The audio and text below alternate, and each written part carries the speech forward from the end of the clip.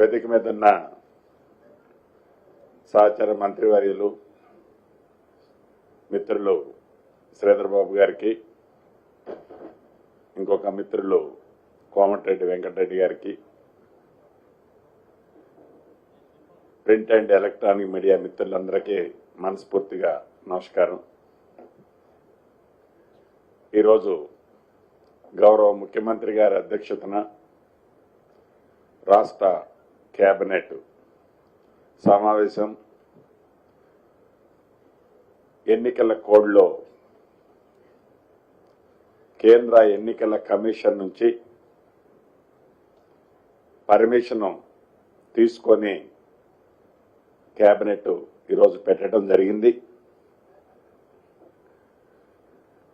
ఈ పర్మిషన్ కూడా ఏదైతే ఈ ఎన్నికల కోడ్లో రాష్ట్రంలో రైతులు కానీ,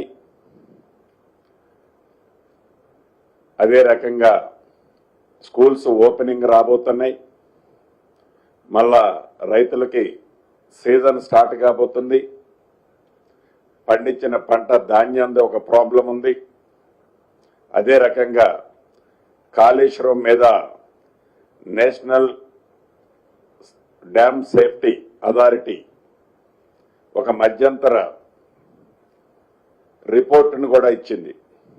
ఇవన్నీ కూడా ఈ మాన్సూన్ స్టార్ట్ అవ్వకముందే కొన్ని కేబినెట్ డెసిషన్ తీసుకోవాల్సిన అవసరం ఉంది. కాబట్టి కేంద్ర ఎన్నికల సంఘం అడిగిన దానికి ఎమ్మటే ఇవ్వకుండా కొద్దిగా లేటుగానైనా పర్మిషన్ ఇచ్చిన తర్వాత సుదీర్ఘంగా కేబినెట్లో చర్చించడం జరిగింది. మొదటిది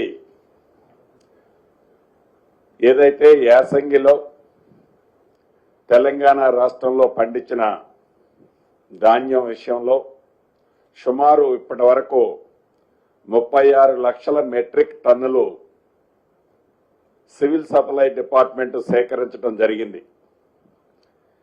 ఈ సేకరించిన ధాన్యానికి 3 రోజుల లోపే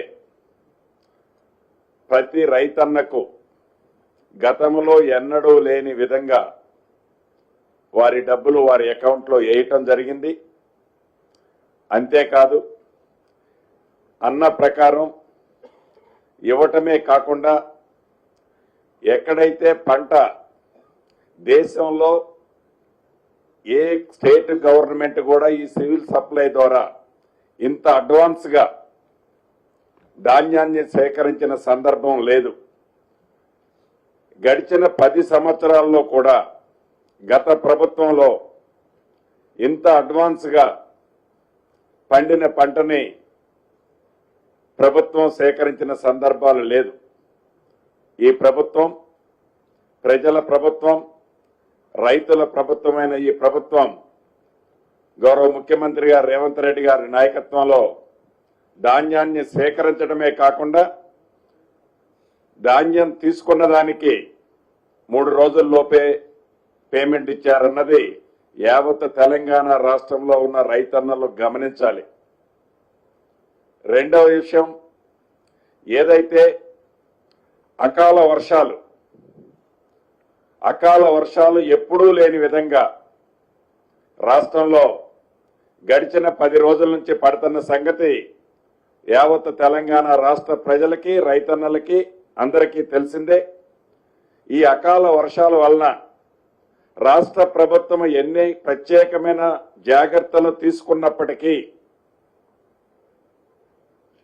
కొంత ధాన్యం తడిచిన మాట వాస్తవం. రాష్ట్ర ప్రభుత్వం తడిచిన ధాన్యాన్ని కేబినెట్ డెసిషన్ ప్రకారం ఈరోజు తీసుకున్న డెసిషన్ ప్రకారం ఆ ధాన్యాన్ని కూడా సేకరించడానికి మద్దతు ధరకే కొనటానికి రాష్ట్ర ప్రభుత్వం నిర్ణయం తీసుకుంది. అది కలెక్టర్లకు ఆదేశించాం. ఏ రోజు ఆ రోజు ఎక్కడైతే ధాన్యం తడిచి రైతన్నలు ఇబ్బంది పడొద్దన్నదే ఈ రాష్ట్ర ప్రభుత్వం యొక్క ముఖ్య ఉద్దేశం. దాన్ని దృష్టిలో పెట్టుకొని గౌరవ ముఖ్యమంత్రి గారి ఆదేశాల అనుసారం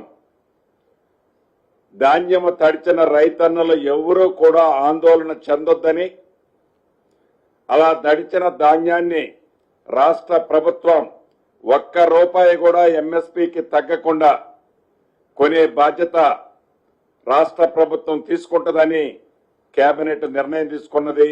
రైతన్నలు, రాష్ట్రంలో ఉన్న రైతన్నలు ఎవరూ కూడా ఆందోళన చెందొద్దు, వేరే మిత్రులు చెప్పే మాయ మాటలు నమ్మొద్దని కూడా ఈ వేదిక ద్వారా మీ అందరికీ రైతన్నలకు తెలియజేస్తున్నాను. అదే కాకుండా రాబోయే సీజన్లో ఈ రాష్ట్ర ప్రభుత్వానికి ప్రతి సంవత్సరం స్కూల్లో మిడ్ డే మీల్ కోసం కానివ్వండి, హాస్టల్స్ రన్ చేయడం కోసం కానివ్వండి, అదే రకంగా ఏదైతే ₹2 కిలో బియ్యం ఇచ్చే స్కీమ్ కానివ్వండి, ఇవి నడపాలంటే సుమారుగా 36 లక్షల మెట్రిక్ టన్నుల బియ్యం అవసరం ఉంది. ఈ బియ్యం ఎన్నికల టైంలో సన్న బియ్యం ఇస్తామని మేము వాగ్దానం చేశాం. ఈ రాష్ట్ర అవసరాల కోసం బయట ప్రాంతాల నుంచి సన్న బియ్యం కొనొద్దు అనే ఒక నిర్ణయంతో ఏదైతే ఎన్నికల్లో మేము చెప్పామో, చెప్పిన దాని ప్రకారం ప్రతి రైతన్నకు, సన్న వడ్లు పండించిన రైతన్నకు క్వింటాలకు ₹500 బోనస్ ని ఈ వచ్చే సీజన్ నుంచి ఇవ్వాలని నిర్ణయించాం. సన్న బియ్యము అంటే సన్న వడ్లు రకాలు ఏమనేది అగ్రికల్చర్ డిపార్ట్మెంట్ వారు రేపు పత్రికా ప్రకటనగా అవన్నీ కూడా ఆ రకాలను ప్రకటించడం జరుగుద్దని కూడా ఈ వేదిక ద్వారా తెలంగాణ రాష్ట్రంలో ఉండే రైతన్నులందరికీ తెలియజేస్తున్నాం. అంతేకాదు, సీజన్ స్టార్ట్ అయింది.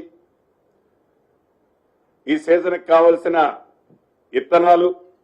ఇత్తనాలతో పాటు ఎరువులు, ఇతరత్ర ఈ రాష్ట్రంలో రైతుల పక్షపాతైన ఇందిరమ్మ ప్రభుత్వంలో ఏ ఒక్క రైతన్న కూడా ఇబ్బంది పడద్దు అని నకిలీ విత్తనాల విషయంలో మాటలతో కాకుండా చేతలతో రైతులకి నకిలీ విత్తనాలు, ఎట్టి పరిస్థితుల్లో బోగస్ విత్తనాలు అరికట్టాలన్నదే ఈ రాష్ట్ర ప్రభుత్వం యొక్క ఉద్దేశం.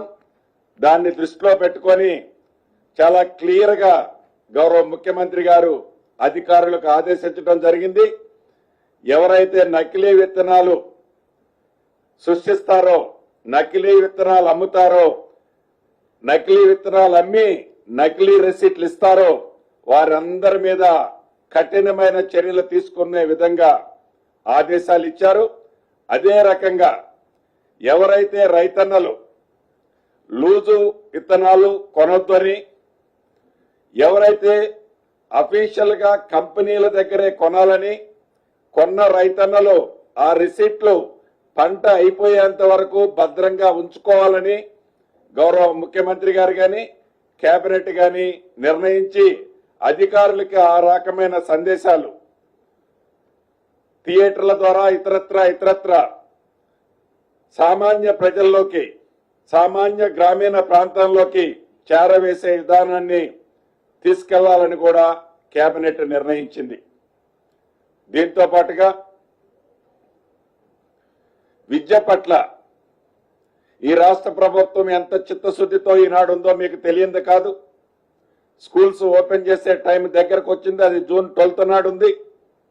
ఈ June 12 లోపు ఏవైతే అమ్మ ఆదర్శ స్కూల్స్ అని ఈరోజు ఈ రాష్ట్ర ప్రభుత్వం ప్రత్యేక శ్రద్ధ తీసుకొని సుమారు 600 కోట్లు పైగా గ్రామాల్లో ఉండే ఆ కమిటీల అమ్మ ఆదర్శ కమిటీల ద్వారా వారే హెడ్ మాస్టర్ గారు, ఆ కమిటీ వారి ఆధ్వర్యంలోనే ఆ స్కూల్స్ మెయింటెనెన్స్ చేసే కాన్సెప్ట్ తీసుకొచ్చి ఇప్పటికే సుమారు ఒక 120 కోట్లు అడ్వాన్స్ గా ఇచ్చి ఈ రాబోయే 25 నెల రోజుల్లోపు ఈ స్కూల్స్ అన్ని కూడా మోడర్న్ స్కూల్ లాగా తీర్చిదిద్ది మంచి విద్యకి ఈ రాష్ట్ర ప్రభుత్వం పెద్దపీట వేస్తున్నది.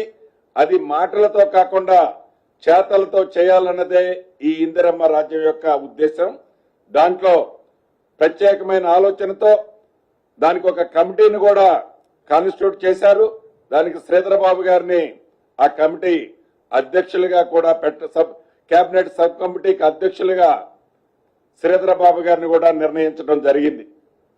వీటితో పాటు ఏదైతే మహా అద్భుతంగా కట్టామన్న కాళేశ్వరం ప్రాజెక్టుకు సంబంధించిన నేషనల్ డ్యామ్ సేఫ్టీ అథారిటీ ఏదైతే మధ్యంతర ఉత్తర్వులు ఇచ్చిందో ఆ ఉత్తర్వులో 3 అంశాలు చాలా స్పష్టంగా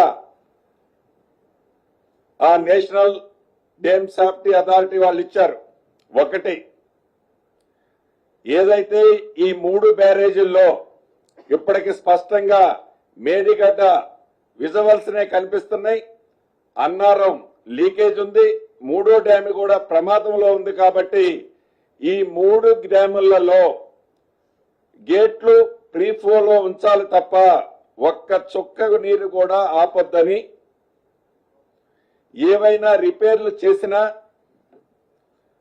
ఏదైనా సజెషన్స్ తో దాని మీద ఎక్స్పెండిచర్ పెట్టినా వాళ్లే ఏదన్నా నిర్ణయం తీసుకొని ఆ రిపేర్ చేసినంత మాత్రంలో ఆ డ్యాము ఉంటదో ఉండదో మేము చెప్పలేము అని రెండవది. మూడవది, ఫిజికల్ గా టెక్నికల్ గా ఈ 2 అంశాల మీద ఈ డ్యామ్ సేఫ్టీ ఏదైతే ఉందో 6గురితో ఒక కమిటీ ఏర్పాటు చేసుకున్నారు. ఈ 6గురు ఈ టెస్టులు ఏవైతే ఉన్నాయో టెస్టులు కంప్లీట్ అయ్యేంత వరకు ఫర్దర్ గా ఏ రకమైన పని చేయొద్దని చెప్పడం జరిగింది. దీంట్లో కేబినెట్ టెస్టులు కూడా ఒక కంపెనీతోనే కాకుండా ఆ కంపెనీలన్నీ కూడా కేంద్ర ప్రభుత్వ సంస్థకు సంబంధించిన కంపెనీలతో టెస్టులు చేయాలని 3 కంపెనీలను వాళ్ళు సజెస్ట్ చేశారు. ఈ 3 కంపెనీల్లో ప్రతి డ్యాముకి 2 కంపెనీలతో అంటే 2 ఒపీనియన్లు తీసుకొని ఆ 2 ఒపీనియన్లో 3 డ్యాములకి తీసుకొని వారి సూచనల మేరకు వీటిని రిపేర్ చేయాలని కూడా కేబినెట్ ఏదైతే నేషనల్ డ్యామ్ సేఫ్టీ అథారిటీ వారు ఇచ్చిన సూచనలకు అనుగుణంగానే నడుచుకోవాలని కేబినెట్ నిర్ణయించడం జరిగింది. దీంతో పాటుగా ఏదైతే సాధ్యపడితే ఈ వాటర్ ని స్టోర్ చేయకుండా గ్యాబియన్ బాక్సెస్ కానీ ఇతరత్ర కానీ టెంపరరీ అరేంజ్మెంట్స్ తో నామినల్ ఎక్స్పెండిచర్ తో లిఫ్ట్ వాటర్ ఏమన్నా చేయటానికి పాసిబిలిటీ ఉంటే దాన్ని కూడా క్షుణ్ణంగా పరిశీలించాలని కేబినెట్ అధికారులని ఆదేశించడం జరిగింది. అది కూడా డ్యామ్ సేఫ్టీ అథారిటీ వాళ్ళ సూచనల మేరకు రైతులు ఇబ్బంది పడకుండా ఉండే విధంగా, రైతులకు నష్టం కలగకుండా ఉండే విధంగా ఏ మాత్రం అవకాశం ఉన్నా వారి సూచనల సలహాల మేరకు టెంపరవరీగా నామినల్ ఎక్స్పెండిచర్ తో చిన్న రింగ్ బండి లాంటిది కాకుండా ఈ రాక్ తో ఒకటి రాక్ ఫార్మేషన్ తో చేసేది ఉంటది, దాన్ని ఏర్పాటు చేసి దాంతో చేయడానికి ఫీజిబిలిటీ ఉంటదేమో అని ఒకసారి స్టడీ చేయమని చెప్పడం జరిగింది. దానికి మెయిన్ ఉద్దేశం ఈ రాష్ట్ర ప్రభుత్వం గత ప్రభుత్వం ఏదైతే ఖర్చు పెట్టిందో ఆ ఖర్చు పెట్టిన డబ్బు వృధా పోకుండా ఉండే విధంగా ఏ మాత్రం అవకాశం ఉన్నా నిపుణుల సూచనల మేరకు దాన్ని టెంపరరీ అరేంజ్మెంట్స్ చేసి నీటి రైతన్నలకు ఇవ్వాలన్నదే ఈ రాష్ట్ర ప్రభుత్వం యొక్క ముఖ్య ఉద్దేశం. వీటితో పాటు మిగతా అనేక అంశాలు చర్చిస్తూ తెలంగాణ రాష్ట్రాన్ని ఇచ్చింది ఆనాడు శ్రీమతి సోనియా గాంధీ గారు. కాంగ్రెస్ పార్టీ తెలంగాణ రాష్ట్రాన్ని ఇచ్చి 10 సంవత్సరాలైంది. రేపు జూన్ 2 వస్తే 10 సంవత్సరాలు కంప్లీట్ అవుతాయి. కేబినెట్ లో గౌరవ ఉప ముఖ్యమంత్రి గారు బట్టి విక్రమార్క గారు ఒక తీర్మానం చేయడం జరిగింది. ఏదైతే ఆనాడు శ్రీమతి సోనియా గాంధీ గారు కాంగ్రెస్ పార్టీ తెలంగాణ రాష్ట్రాన్ని ఇచ్చి 10 సంవత్సరాలైన ఈ సందర్భంలో తెలంగాణ రాష్ట్రంలో కొత్తగా వచ్చిన ఈ తెలంగాణ రాష్ట్రానికి మొట్టమొదటిసారిగా కాంగ్రెస్ ప్రభుత్వం రాష్ట్రంలో అధికారంలో వచ్చిన సందర్భంగా ఆనాడు తెలంగాణ ప్రజల ఆశయాలను 6 దశాబ్దాల తర్వాత ఇచ్చిన ఆ సోనియమ్మని ఒక మంచి కార్యక్రమం ఇక్కడ ఏర్పాటు చేసి రాష్ట్ర అవతరణ దినోత్సవం సందర్భంగా ఒక అద్భుతమైన కార్యక్రమాన్ని ఏర్పాటు చేసి శ్రీమతి సోనియా గాంధీ గారితో పాటు రాష్ట్రంలో అనేక మంది ఆనాడు రాష్ట్ర సాధన కోసం రాష్ట్రాన్ని తెచ్చిన దాంట్లో చాలా మంది పెద్దలున్నారు. వారందరినీ పిలిచి ఒక మంచి పబ్లిక్ మీటింగ్ లాగా ఏర్పాటు చేసి దాంట్లో వారిని సన్మానించాలి అని, ఈ సన్మానించడం కోసం కేంద్ర ఎన్నికల సంఘానికి లెటర్ రాయాలని కేబినెట్ లో నిర్ణయం తీసుకోవడం జరిగింది. చివరగా తెలంగాణ ప్రజలకి, తెలంగాణ రైతన్నలకి ఒకటే చెప్పదలుచుకున్నాం. ఈ రాష్ట్రం ఏర్పడిన తర్వాత ఈ ప్రభుత్వం, ఈ ఇందిరమ్మ ప్రభుత్వం మీ ప్రభుత్వం, ప్రజల ప్రభుత్వం, ప్రజల కోసం చేసే ప్రభుత్వమే తప్ప ఇంకొక ఉద్దేశం ఈ ప్రభుత్వానికి లేనేలేదు. ప్రధాన ప్రతిపక్షం ఏదైతే రైతుల పట్ల ఇతరత్ర ఏదైతే ముసల కన్నీరు కారుస్తుందో అది 100కి 100% నోరు తెరిస్తే అబద్దాలు తప్ప నిజము ఏమీ లేదని ఈ వేదిక ద్వారా తెలుపుతూ సెలవు తీసుకుంటున్నాను.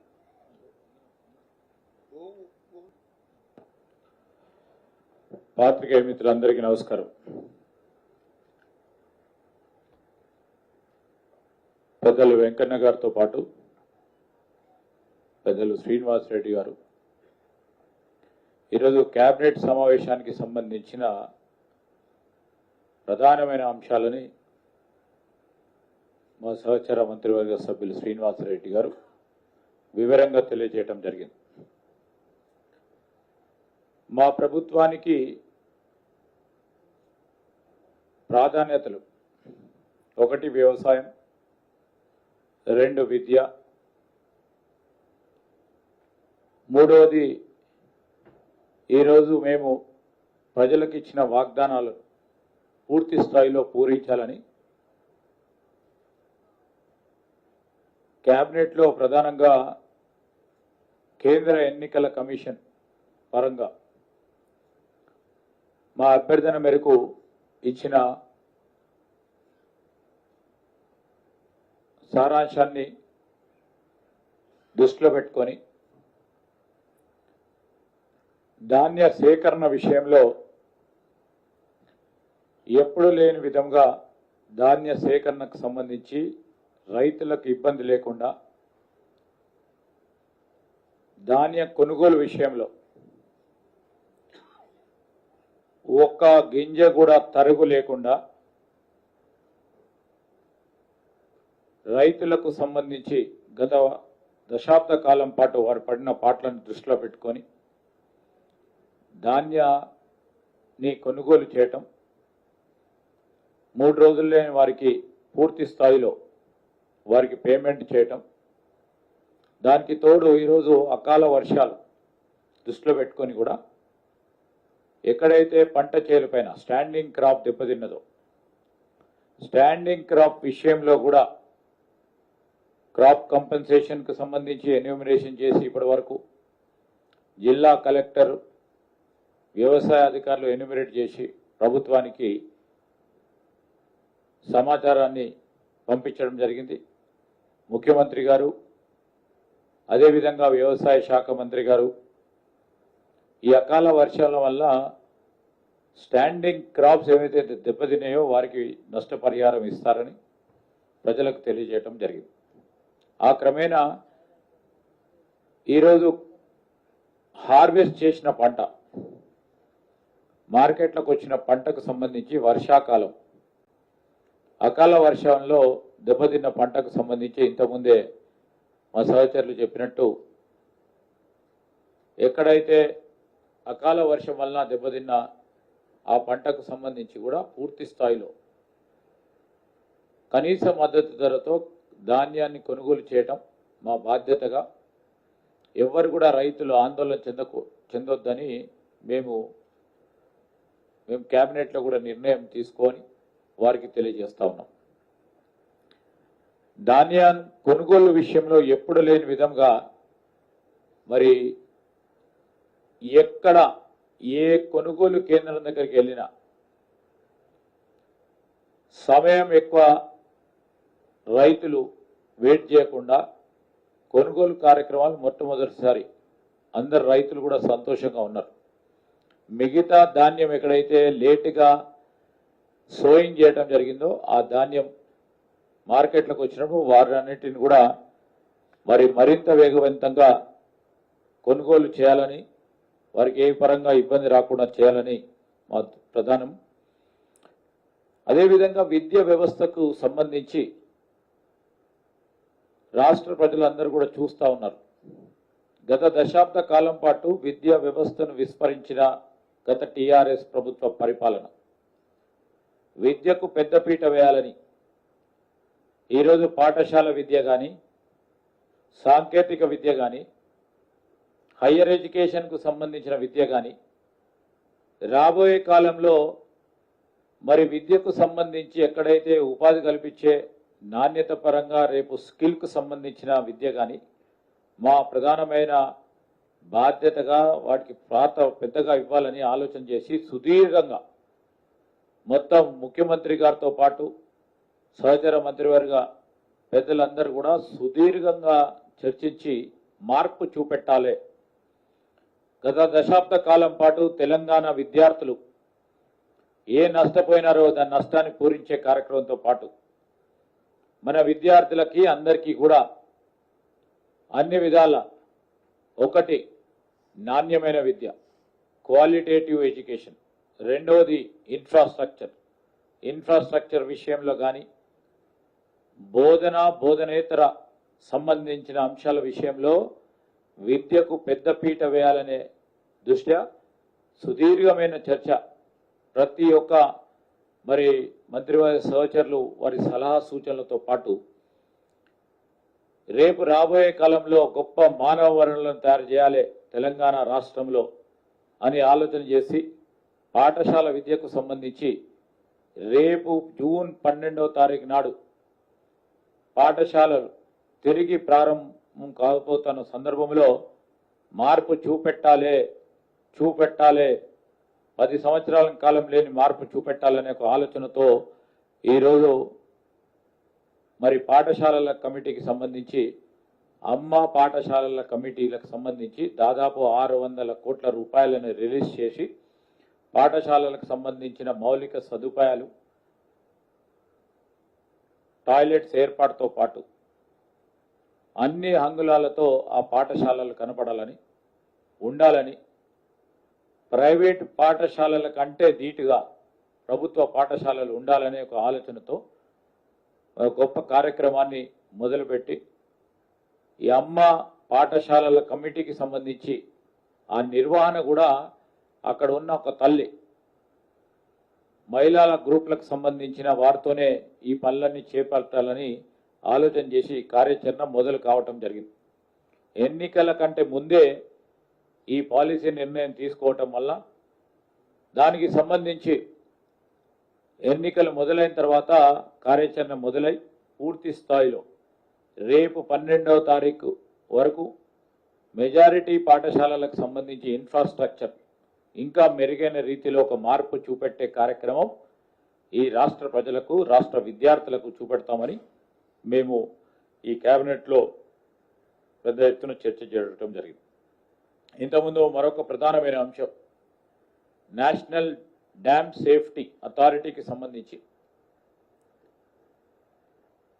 2019లోనే ఈ డ్యామ్కు మేడిగడ్డ బ్యారేజీకి సంబంధించిన అంశాల విషయంలో వైఫల్యాలు ఆ రోజు నుంచే మొదలైనవి. తగు విధమైన చర్య తీసుకోకపోవటం వల్ల ఈరోజు బ్యారేజ్కు సంబంధించిన పిల్లలు కుంగిపోయినాయని ఈ డ్యామ్ సేఫ్టీ అథారిటీ వాళ్ళు ఇంటరియం రిపోర్ట్ ఇవ్వటం జరిగింది. దానికి తోడు నీటిని పూర్తి స్థాయిలో వదిలేయాలని, లేకుంటే బ్యారేజ్కు సంబంధించిన ఇతరుల పిల్లలకు కానీ మొత్తం బ్యారేజ్కి కూడా ప్రమాదకరమైన పరిస్థితి ఉందని డ్యామ్ సేఫ్టీ అధికారులు ఆ రోజు కూడా చెప్పారు. ఈ రోజు కూడా వారి నివేదిక ద్వారా తెలియజేయటం జరిగింది. మూడో అంశం, ఇంతకుముందే శ్రీనివాసరెడ్డి గారు చెప్పినట్టు, ఏ ప్రత్యామ్నాయ ప్రయత్నాలు చేసినా వారు చాలా ప్రత్యేకంగా చెప్పారు. రాష్ట్ర ప్రభుత్వం కానీ రాష్ట్రానికి సంబంధించిన ఇరిగేషన్ అధికారులు రిపేర్స్ చేపట్టినా, సాంకేతిక పరమైన ఏదైనా ఉపాయాలు చేసినా బ్యారేజ్ నిలుస్తుందని మేము నమ్మకం ఇయ్యలేము అని స్పష్టంగా చెప్పారు నివేదికలో. వారు ఇంటరియం రిపోర్ట్ ఇచ్చిన మేరకే, ఎందుకంటే సాంకేతిక నిపుణులు ఇచ్చిన మేరకు రేపు జియోఫిజికల్, జియో టెక్నికల్ సంబంధించిన సిఫార్సులు తీసుకొని ఆ కమిటీల పరంగా తీసుకున్న నిర్ణయాలకి వేగవంతంగా చేయాలని మరి పెద్దలు మా సహచర మంత్రివర్గ సోదరులు ఉత్తమ్ కుమార్ రెడ్డి గారు ఢిల్లీకి సంబంధించి అక్కడున్న డ్యామ్ సేఫ్టీ అధికారులతోని సంప్రదింపులు చేస్తూ, అదేవిధంగా ఢిల్లీలో ఉన్న ప్రస్తుత మంత్రి గారితో కూడా మరి వారి సమయాన్ని కోరుతూ, ఎందుకంటే వేగవంతంగా ఈరోజు కమిటీ ఇచ్చిన పనులను నివేదిక ఇచ్చే విధంలో జియో టెక్నికల్ కానీ జియో ఫిజికల్కు సంబంధించిన అంశాలను ఆ కమిటీ పరంగా తీసుకోవాల్సిన నిర్ణయాలను వేగవంతంగా మీరు అమలు చేయడానికి సహకరించమని కోరడానికి వారు కూడా ప్రయత్నం చేస్తూ ఉన్నారు. రైతులకు సంబంధించిన ప్రయోజనాలు మాకు ముఖ్యం. ఆ క్రమంలోనే ఈరోజు మేము తీసుకునే నిర్ణయాలు క్యాబినెట్లో ప్రతి ఒక్క మా సహచర మంత్రుల సోదరులు కూడా ఈరోజు మరి మేడిగడ్డ కానీ అన్నారం కానీ సుందిళ్లకు సంబంధించిన బ్యారేజీలకు సంబంధించిన అంశాల విషయంలో సాంకేతిక నిపుణులు ఏం చెప్తే స్పష్టంగా ఆ విధంగా చేస్తే బాగుంటుంది, అదే విధమైన ప్రయత్నం చేయాలి, అదే విధమైన చర్య తీసుకోవాలని ఒక నిర్ణయం తీసుకోవటం జరిగింది. ఎందుకంటే ఇంతపూర్వకం సాంకేతిక నిపుణులు చెప్పింది వినకుంటే ఏమైందో మనం అందరం చూసినాం, రాష్ట్ర ప్రజలందరూ చూసినాం.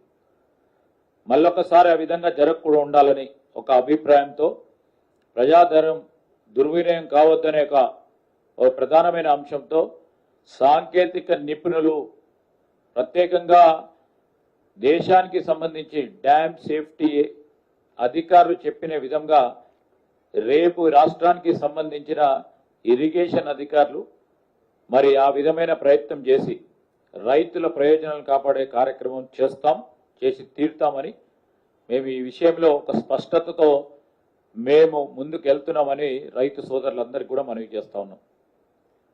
ఇంకేమైనా ఉంటే మాట్లాడు.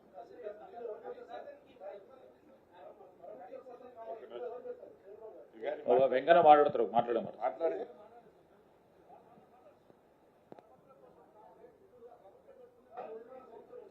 మా గౌరవ మంత్రివర్యులు శ్రీనివాసరెడ్డి గారు, శ్రీధర్ బాబు గారు క్లియర్గా అన్ని విషయాలు చెప్పిండ్రు. నేను జూన్ 5th రోజు మాట్లాడతాను. కాకపోతే ఒకటే విషయం నేను చెప్పేది, రైతుల మీద ఏ ప్రభుత్వానికి ఎవరికి ప్రేమ ఉందో, దేశంలోనే ఉచిత కరెంటు ఇచ్చిందే కాంగ్రెస్ పార్టీ 2004లో. అప్పుడున్న పాలకులు ఉచిత కరెంట్ ఇస్తే బట్టలు ఆరేసుకోవాలని చెప్పిన పరిస్థితి నుంచి రైతులకు అండగా ఉన్న యూపీఏ ప్రభుత్వం మన్మోహన్ సింగ్ గారు కూడా సోనియా గాంధీ గారి నాయకత్వం 70,000 కోట్ల రుణాలు 20 ఏళ్ల కింద, అంటే ఇవాళ 7 లక్షల కోట్లతో సమానం. అలాంటి రైతు ప్రభుత్వం మాది. ఇవాళ రైతుల గురించి ఎవరైనా నాటకాలు ఇచ్చినా మా శ్రీనివాస చెప్పినట్టు ఇప్పుడే మా జిల్లాలో చూసుకున్న నల్గొండలో 99.9% అయిపోయింది ధాన్యం. 3వ రోజే అకౌంట్లో డబ్బులు వేసాం. కాకపోతే భువనగిరి కొన్ని ప్రాంతాలలో, ఉత్తర తెలంగాణ లాంటి కొన్ని ప్రాంతాల్లో ప్రతిరోజు ఆల్టర్నేట్ వర్షాలు రావడంతో ధాన్యం సేకరణ కొద్దిగా మిగిలిపోయింది. దాన్ని కూడా ఇప్పుడు త్వరగా పూర్తి చేసి వారం 10 రోజుల్లోనే పూర్తి చేయాలని చెప్పి క్యాబినెట్లో ముఖ్యమంత్రి గారు ఆదేశాలు ఇవ్వడం జరిగింది. మేమందరం కూడా అదే పని మీద ఉన్నాం. కలెక్టర్లకు కూడా ప్రతిరోజు ఫీల్డ్ సందర్శించాలని చెప్పి మంత్రులు కానీ ముఖ్యమంత్రి గారు ఆదేశించడం జరిగింది. అందుకని నిన్న మొన్న ఏదో ధర్నాల పేరు మీద డ్రామాలు చేసిండ్రు. అందుకనే నేను ఎలక్షన్ కమిషన్ కోడ్తో ఇవాళ క్యాబినెట్ నిర్వహించినాం కాబట్టి ఎక్కువ వాళ్ళ గురించి మాట్లాడకుండా వాళ్ళ రైతుల గురించి ఏం చేసిందో తెలుసు. 1 లక్ష రూపాయల రుణమాఫీ అంటేనే 6-8 విడతలు చేసినప్పుడు ఇవాళ మా ముఖ్యమంత్రి మేము ఆగస్టు 15వ తారీఖు లోపు రుణమాఫీ కూడా చేయబోతున్నాం. తప్పకుండా ఈ ప్రభుత్వం ఒక ఆలోచన ఒకటే ఎగ్జాంపుల్ చెప్పి ముగిస్తాను. అమ్మ ఆదర్శ పాఠశాల పేరు మీద ఇవాళ ప్రభుత్వంలో ఈ 10 సంవత్సరాల్లో దాదాపు 5,600 ప్రభుత్వ పాఠశాలలు మూతపడి ఒక్క టీచర్ డిఎస్సి నోటిఫికేషన్ లేకుండా ప్రైవేట్ స్కూళ్లకు అప్పులపాలై ఉపవాసాల నుండి పేదవాళ్ళు ప్రైవేట్ స్కూళ్ళలో చదివించుకున్నాయి. అలాంటిది ఈరోజు మేము ఎలక్షన్ మేనిఫెస్టోలో పెట్టినట్టు మార్పు రావాలి, కాంగ్రెస్ రావాలి అన్నట్టు ఈరోజు 2 వాళ్ళకి యూనిఫామ్స్ ఇవ్వడం కానీ ఆ యూనిఫామ్ కూడా స్టిచ్చింగ్ చేసేది ఎవరు? సెల్ఫ్ హెల్ప్ గ్రూప్స్కే ఇచ్చాం. మొదటిగా ఒక డ్రెస్ వచ్చేస్తుంది బై 6th వరకల్లా, మళ్ళీ 15th లోపు 2వ యూనిఫామ్స్ ఇచ్చి బ్లాక్ బోర్డ్స్, పెయింటింగ్స్, బాత్రూమ్స్తో సహా ఈరోజు విద్యారంగాన్ని 10% బడ్జెట్లో 20,000 కోట్లు పెట్టిన ఇది ఇందిరమ్మ ప్రజాప్రభుత్వం. ఇది తప్పకుండా మేము చెప్పిన కార్యక్రమాలు అన్నీ చేస్తాం. మళ్ళా 5వ తారీఖు రోజు సుదీర్ఘంగా మాట్లాడతాం. అప్పటికి మీకే తెలుస్తుంది ఆ రోజు రిజల్ట్. క్లారిఫికేషన్ పొంగులేటి గారు, మీరు ఇందాక తెలంగాణ ఆవిర్భావ దినోత్సవాన్ని ఘనంగా చేస్తామంటున్నారు. గత ప్రభుత్వ హయాంలోనే దశాబ్ది ఉత్సవాల పేరు మీద 10 రోజుల పాటు పూర్తిగా చేశారు. ఇప్పుడు మీరు ఏ 10 చేస్తారా, 11 చేస్తారా, 9 ఎట్లా చేస్తారు? ఇప్పుడు మేము 10, 11, 14 అన్నది మాకంటే మీ దగ్గరే లెక్క ఉంది. 10 ఇప్పుడు వస్తుందా, అప్పుడు వచ్చిందా? రాష్ట్రాన్ని తెచ్చింది కూడా అదే స్టైల్లో, నేను తెచ్చిందని చెప్పిన స్టైల్ అదే, 10 చేసిన స్టైల్ కూడా అదే. దాని గురించి ఎక్కువ నేను మాట్లాడిన కానీ ఇందాక ఒక మిత్రుడు అడిగినట్లు ఈ డ్యామ్ కు సంబంధించిన ఎక్స్పెండిచర్ సంస్థలతో చేస్తుందా, ప్రభుత్వం చేస్తుందా అన్నది. సంస్థలతోనే అది చేయటం సర్వసాధారణం. దాంట్లో ప్రభుత్వము ప్రత్యేకంగా సంస్థలే చేస్తుందని నొక్కి చెప్పాల్సిన అవసరం లేదు, సంస్థలే చేస్తాయి. సార్ ఇప్పుడు ఎల్ఎన్టీకి దొంగ సర్టిఫికెట్లు ఇచ్చిన ఇంజనీర్ల పైన చర్య తీసుకోవడానికి ఏమైనా? తప్పకుండా ప్రభుత్వము తప్పు ఎవరైతే చేస్తారో చట్టానికి ఎవరు కూడా చుట్టం కాదు.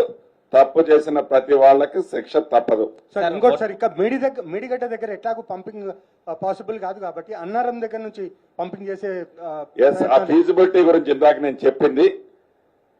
గత ప్రభుత్వం ఏదో తప్పు చేసింది, తప్పును సాకు చూపించి రైతన్నలను ఇబ్బంది పెట్టాలన్నది ఈ ప్రభుత్వం యొక్క ఉద్దేశం కానే కాదు. ఆ గ్లోబల్ ప్రచారం అనేది ముమ్మాటికి తప్పు. ఈ ప్రభుత్వం ఈ రోజు కేబినెట్ లో కూడా దాని మీదనే గౌరవ ముఖ్యమంత్రి గారు నిపుణులందరితో కూడా చర్చించింది అదే. ఏ మాత్రం అవకాశం ఉన్నా నిపుణుల సూచనల మేరకు డ్యామ్ లో వాటర్ ఆపకుండా ఏదైనా రాక్ఫిల్ డ్యామ్ లాంటి చిన్నది ఒకటి ఏర్పాటు చేసి వాటి ద్వారా ఏమైనా లిఫ్ట్ చేయగలుగుతామో సాధ్యాసాధ్యాలు పరిశీలించమని గౌరవ ముఖ్యమంత్రి గారు అధికారులను ఆదేశించడం జరిగింది. రైతులను ఆదుకోవాలన్నది ఈ ప్రభుత్వం యొక్క ముఖ్య ఉద్దేశము. మంత్రి శ్రీరావు గారు సార్, వడ్లకు సంబంధించి మీరు మేనిఫెస్టోలో వడ్లు కొంటామని చెప్పారు, కానీ సన్న ఓట్లు దొడ్డు ఓట్లు అనే విషయాన్ని స్పష్టంగా చెప్పలేదు. కానీ ఇప్పుడు సన్న ఓట్లకే ఇస్తామంటే వడ్లు సంబంధించి వాళ్ళు రైతులకి ఏం చేస్తారు? గత ప్రభుత్వం చేసినట్టు తప్పుల మీద తప్పులు చేసుకునే ఉద్దేశం ఈ ఇందిరమ్మ ప్రభుత్వంలో లేదు. తప్పకుండా ఇచ్చిన మాట నెరవేర్చేది ఇందిరమ్మ ప్రభుత్వం యొక్క లక్ష్యం.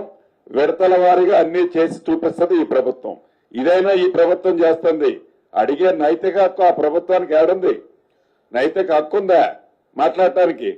సార్, విద్యార్థుల ఫీజుల విషయంలో ఫీజుల నియంత్రణ కమిటీ అలాంటిది వేసే అవకాశం ఉందా ఇప్పుడు? డెఫినెట్ గా. ఏది ప్రైవేటు మధ్య తరగతి కుటుంబాలు, చిన్నకారు కుటుంబాలు వాళ్ళ పిల్లల్ని మంచి చదువులు చదివించాలనేది కోరిక ఏదైతే ఉందో దానికి ఈ రాష్ట్ర ప్రభుత్వం, ఇందిరమ్మ ప్రభుత్వం అండగా ఉండాలన్నది ప్రధానమైన లక్ష్యం. దానికి ఇందాక చెప్పిన చైర్మన్, దానికి కూడా ఈ అన్నగారే ఉంటారు. సార్ శ్రీధరబాబు గారు, అంటే గత ప్రభుత్వంలో దాదాపు 6,000 స్కూల్స్ వరకు కూడా మూతపడ్డ సందర్భం ఉంది. 6,000 స్కూళ్లను మళ్ళీ రీఓపెన్ చేస్తారా? ఇప్పుడు గత ప్రభుత్వం రేషనలైజేషన్ అని పెట్టి పేద విద్యార్థులకు విద్యను దూరం చేసింది. స్కూళ్ళను మూతపడి ఎక్కడ పిల్లలు చదువుకోవాలనుకొని ఆ స్కూళ్ళకు వస్తారో తిరిగి దాన్ని పునఃప్రారంభం చేసే కార్యాచరణ తీసుకోే బాధ్యత తీసుకుంటాం. రాష్ట్ర ఆవిర్భావ వేడుకలకు మాజీ ముఖ్యమంత్రిని ఆహ్వానిస్తారా? అందరినీ ఆహ్వానిస్తాం. మాకు బేషిజాలు లేవు. సార్ వచ్చే పంటకు సంబంధించినంత వరకు రైతు భరోసా ఎప్పుడు ఇస్తారు సార్? రైతు భరోసా సార్, రైతు భరోసా పైన రైతులందరూ కూడా ఎదురు చూస్తారు. వచ్చే పంటకి ప్రభుత్వం ఎప్పుడు ఇస్తుందని. ఏమండి 10,000 బదులు 15,000 రూపాయలు ఇస్తామని చెప్పారు కదా సార్. దానికి నిబంధనలు చేసుకోవాలా? ఖరీఫ్ పంట రావాలి కదా.